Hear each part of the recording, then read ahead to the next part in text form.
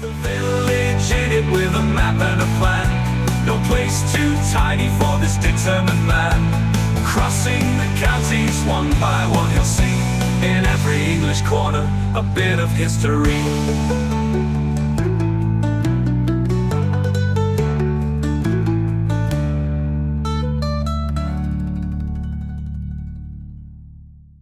The North Kesteven series is sponsored by Gainsborough Cycles 01427 617 752. For all your cycling needs, this is your one-stop shop located at 20 Ropery Road, Gainsborough, or online at gainsboroughcycles.com. There's a link in the description. Gainsborough Cycles, ask for Trevor Halstead. Welcome back to North Kesteven again, everybody. I've got a massive smile on my face right now. You want to know why? I'll show you why. Take a look at this. All you can see in all directions on this bridge here is gorgeous, green, open Lincolnshire countryside. You know, the area where the two Kesteven districts meet, I've always thought defines the absolute dead centre of Lincolnshire. We all know that Waddingworth is the geographical centre of Lincolnshire, but I think this has a claim as well, simply because it basically typifies what the county's all about. Small rural settlements surrounded by gorgeous countryside. I've got three little settlements for you in this one. There's a hamlet, which is where I'm standing right now, and two little villages. They've each got their own churches and not a lot else. This is the parish of AUNSBY and Dembleby.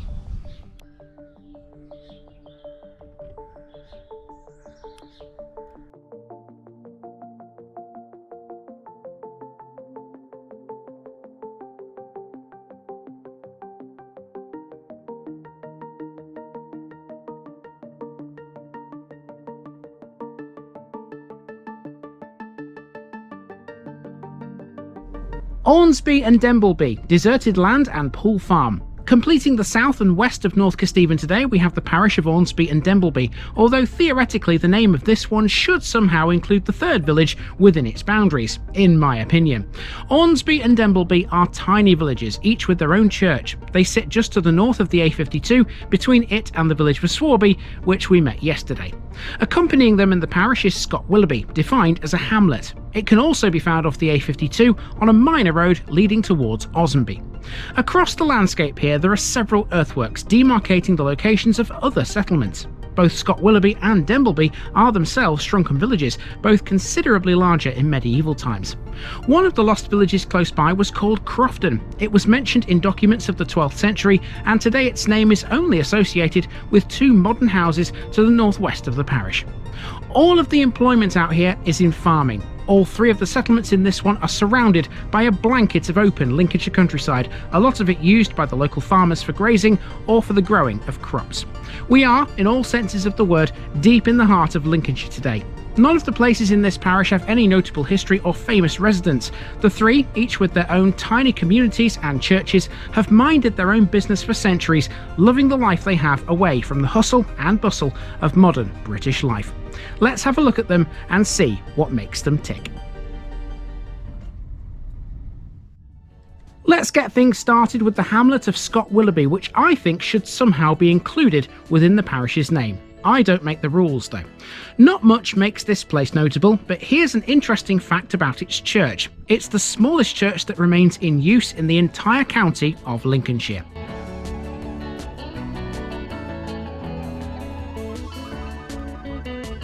Dedicated to St Andrew, it was built in 1826, although there may have been an earlier church on the site, possibly dating back to the year 900 AD.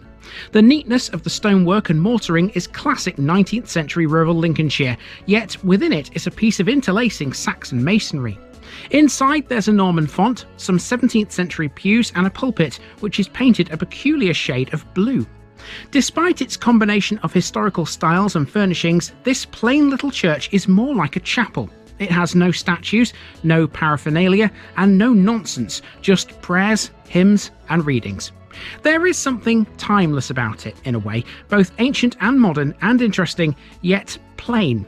The same could be said for the rest of the hamlet, in a roundabout way.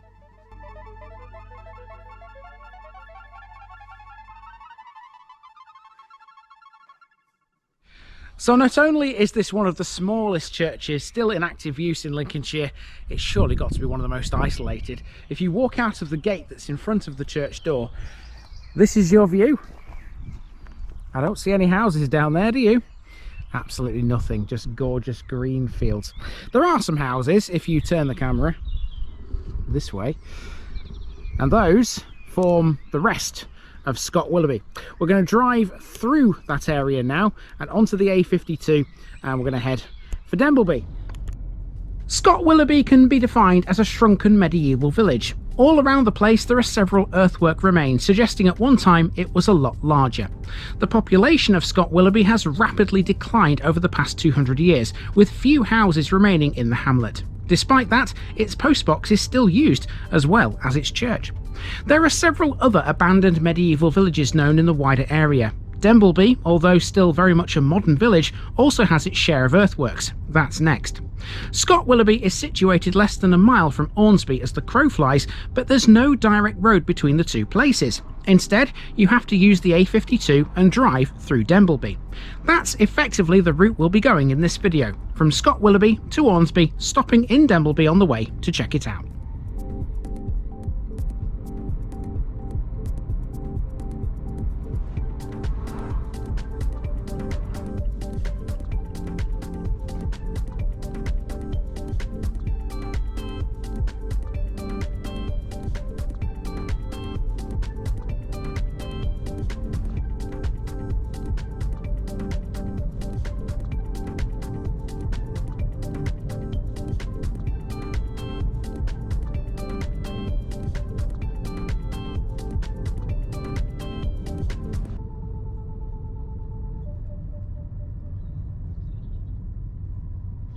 Okay, so here we are then in Dembleby. I've parked the car near the church, and that's going to be the only landmark here in Dembleby, quite frankly. But it's quite an interesting building, that one, so we'll see it in a few moments' time. To get there, we've got to actually walk back to the car, which means traversing this one main street. This is the end of Dembleby you've just seen a few moments ago as we came in from the A52, and we're heading this way. There's a slight incline on this road, which is why I'm a little bit out of breath, but it's still mostly bang flat Finland, just as Lincolnshire is around here. Dembleby appears in the Domesday Book 3 times, each with a slightly different spelling. Formerly a parish in its own right, it used to be part of the ancient Aswoodherne wapentake. Its land once belonged to a raft of people, including Gilbert de Gant, Colswain and Guy of Crayon, all of whom we've met before across Lincolnshire. The name Dembleby is of Old Norse and Old Danish origin and means farmstead by the pool. It's unclear where this watery feature would have been, but there is a small pond to the north. Today, the population of Dembleby is tiny. Like Scott Willoughby, this can be defined as a shrunken medieval village. Earthwork and crop mark remains are visible to the north of the village on aerial photographs, and a small area of ridge and furrow is visible to the south. Settlement earthworks are also reported in the area of an old church, although that same site is also thought to be the location of a possible manor house. The old church was taken down in 1867 and rebuilt on a better site in a Norman or Romanesque style by the Sleaford architect Charles Kirk.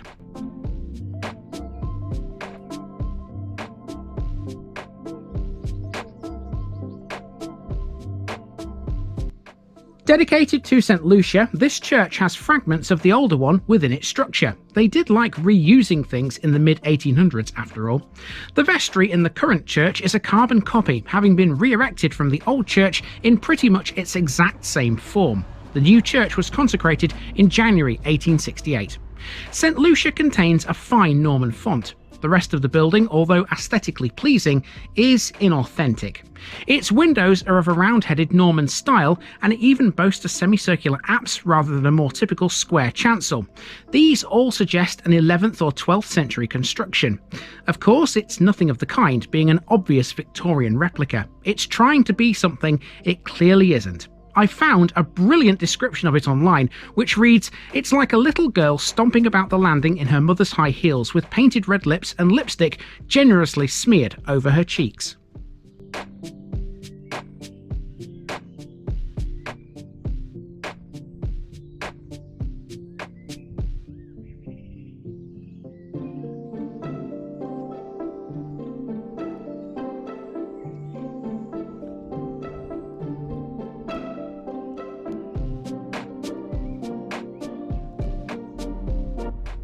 We have one final village to visit in the southwestern corner of North Kesteven, and that would be AUNSBY.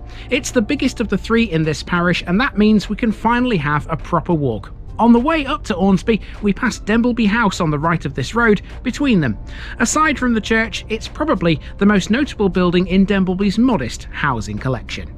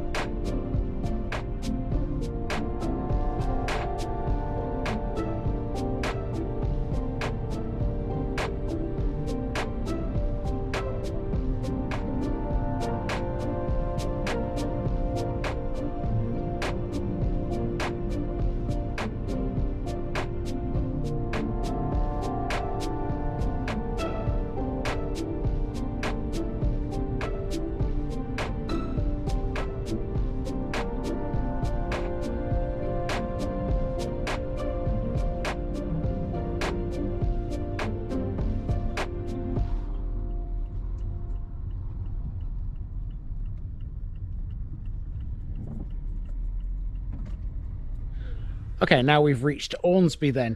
Now, because Lincolnshire is so flat, I've been able to see my finishing point for quite a while, because AUNSBY's church has a tall spire, as you can see over there. And I could see that from the A52 before I even got to Scott Willoughby. I'm beginning to feel like a little bit of a church specialist today, because all I've really done is filmed churches. We will, of course, have a look at that one as well. But AUNSBY does have another landmark to speak of as well, and that's the house you can see on the left hand side there. That's an old school.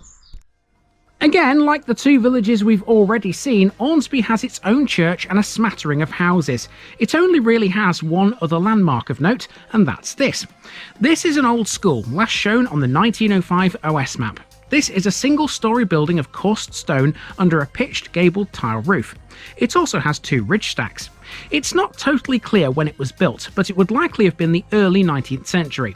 Backing this theory up, records from 1856 note the name of a schoolmistress, one Elizabeth Towns. The school appears to have closed in the early 1930s for financial reasons, and all of its pupils transferred to other schools in the area. It's since been converted for residential use.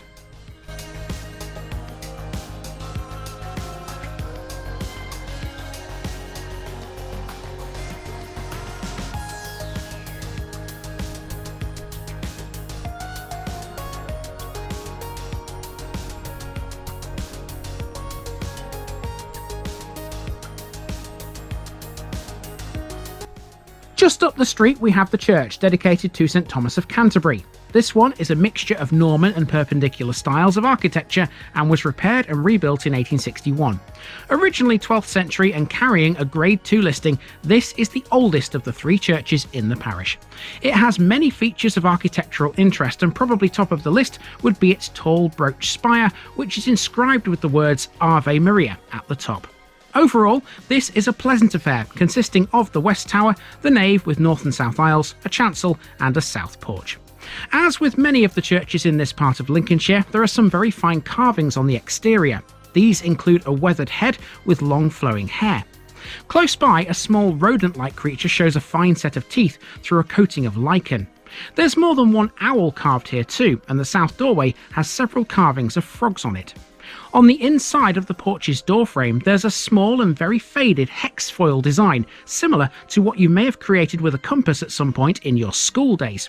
The hex foil was a symbol of protection, with the belief being that evil would be enticed into the design and be unable to escape. Well, if nothing else, it's definitely the grandest of the three, isn't it? The one here in AUNSBY. That's the last church, actually, that we'll cover in this particular bit of North Kesteven, because, of course, this is the last parish in the southwestern sort of portion of it, and therefore, that's the last church building.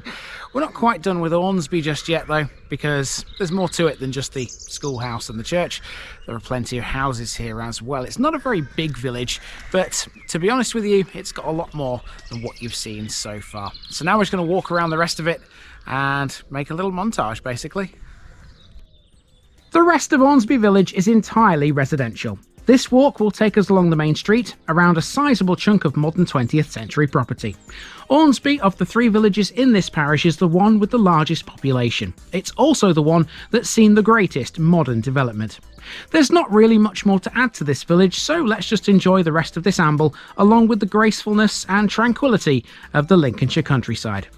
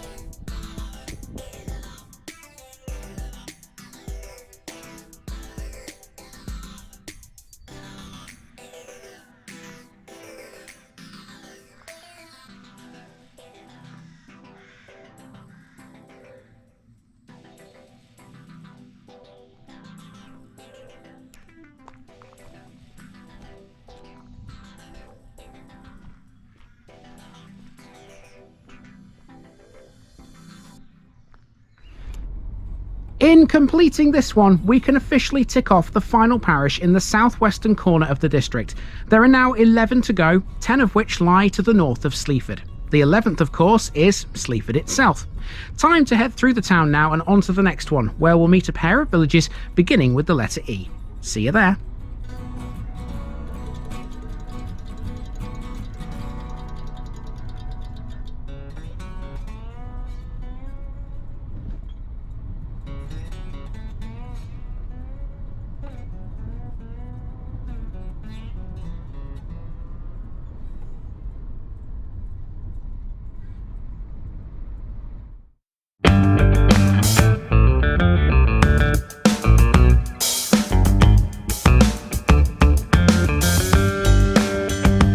Now, just before I go, remember, this video is part of a huge project to visit every civil parish in England. That's more than 10,000. These routes are pre-planned, and due to time constraints, I can't cover every detail or walk down every street. Please don't complain if this video missed something out. I pronounce names how I choose to. I am very aware that local dialect may vary, and I don't take kindly to criticism about this. You've been warned. It's impossible to know everything too. If this video was terrible, make your own. If you're a regular watcher of The Village Idiot, you're not the only one. If you've got a small business, why not use my videos to advertise it? Leave a comment below if you're interested.